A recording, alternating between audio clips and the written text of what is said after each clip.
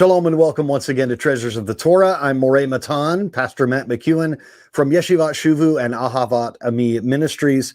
Welcome once again for another study in the weekly Torah portion.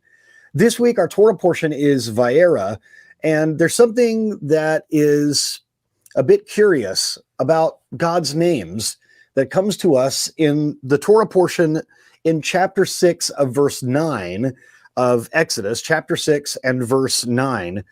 And it says this, "But by my name of Adonai," that is the Yod He Vav He, "I did not make myself known to them." Now, God is saying to Moses that he made himself known by another name, that is the name of Elohim, to the patriarchs, but that he did not make himself known as this name of Adonai. Now, we've talked about this before, but if you're new to studying Torah, or if you just need a reminder, all of us need a reminder from time to time, perhaps we need to be reminded that the name of Elohim refers to the aspect of God's judgment, the aspect of his character that is the judgment.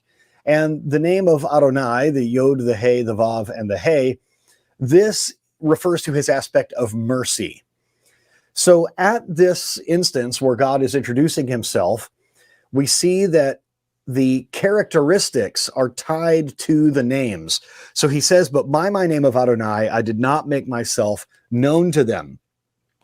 It was this other aspect, the aspect of judgment of Elohim. Now, Rashi brings down a comment that then this other commentary comments on, and it's specific about what does it mean for your name to go on, or what does it mean for your deeds to continue to go on after you have passed away?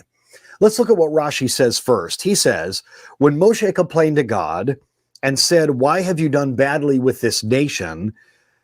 God answered him regarding the forefathers who never complained. Alas for the lost who cannot be replaced." So in chapter 5, verse 22, Moses asks this of God, complaining to him, as it says here.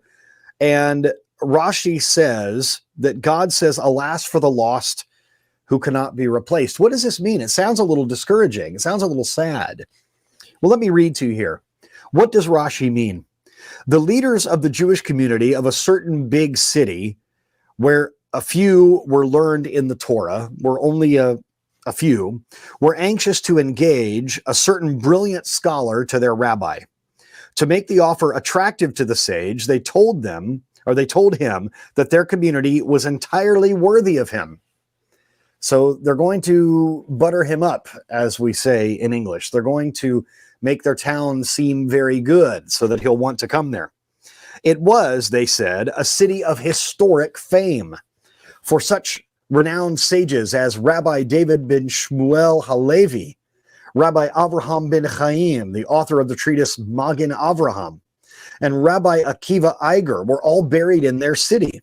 Eventually, however, the rabbi found out that Rabbi David ben Shmuel Halevi was buried in Lvov and not in that city, that Rabbi Avraham ben Chaim's grave was in Kaliz, and that Rabbi Akiva Eiger's remains lay in Posen. "Why did you deceive me?" he demanded of the townsmen.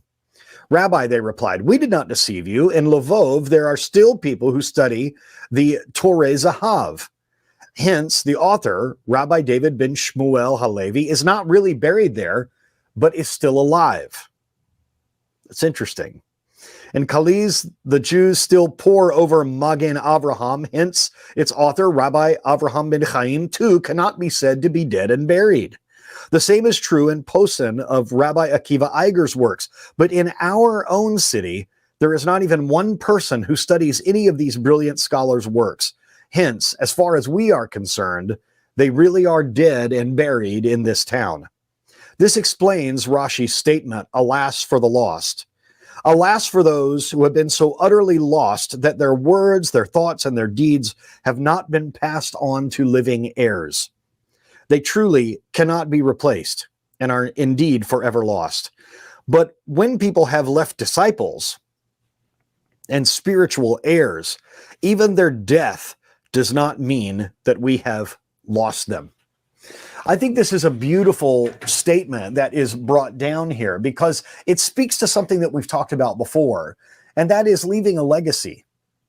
It is one of the purposes of Judaism that this faith and the scholarship travel from rabbi to student and from father to son and so on, that there is this chain of a legacy that is left by creating replacements for yourself.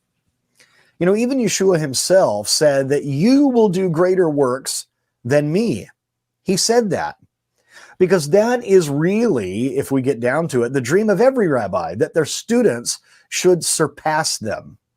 I know that sounds strange, but if we really look at that statement, there's a humility there that we need to emulate.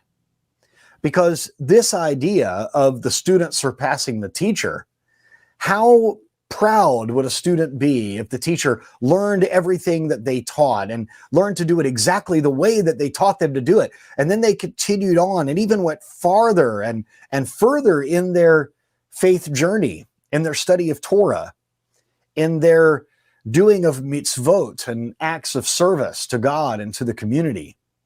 This really is a dream of Judaism. The idea that the legacy will move on, the idea that the ideas are not dead, but rather when they are still studied, it's almost as if that teacher is still alive.